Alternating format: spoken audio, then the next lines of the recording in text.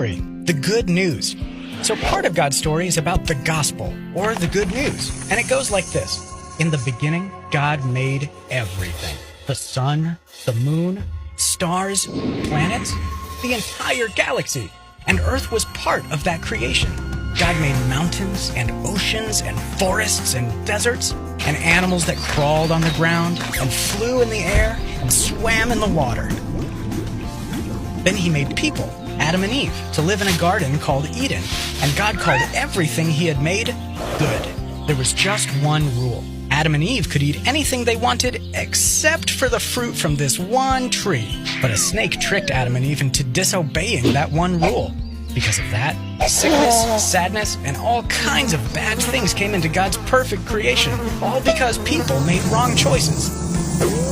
Part of how God punished Adam and Eve was by not allowing them in the perfect garden anymore. And if that were the end of the story, that would be bad news for us. That would mean all the wrong stuff in the world would never be made right.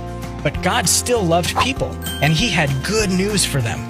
He was going to send a rescuer. So they waited, and waited, and waited. Then one day, the rescuer was born as a baby named Jesus. Christmas is when we celebrate the good news of Jesus being born.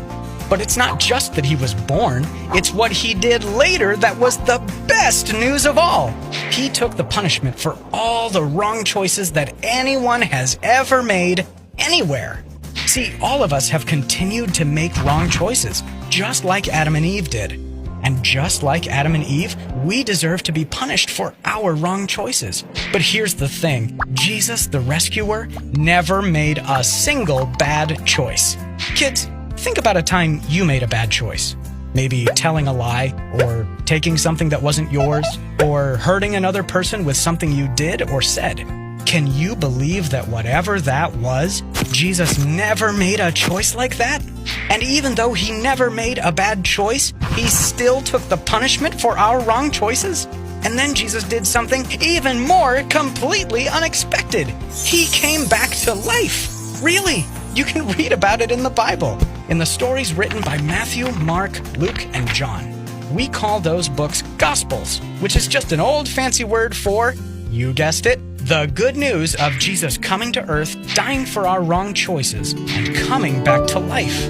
That's what we celebrate on Easter. But not just because coming back to life is totally amazing. By coming back to life, Jesus was showing that God can make anything new. There's nothing God can't do. He's more powerful than any sadness, shame, wrong choice, disease, disaster, and even death. And that's the best, most amazing good news of all. It's so amazing, Jesus' friends told everyone they could find about the good news. And those people told other people, and those people told other people, and on, and that's still happening today. In fact, you just heard the good news, and the Bible says, if you openly declare that Jesus is Lord and believe in your heart that God raised him from the dead, you will be saved. For everyone who calls on the name of the Lord will be saved. That's another way to say God rescues us. And that rescue includes you, your friends, your family, and anyone else in the whole world. And that's the story of the good news.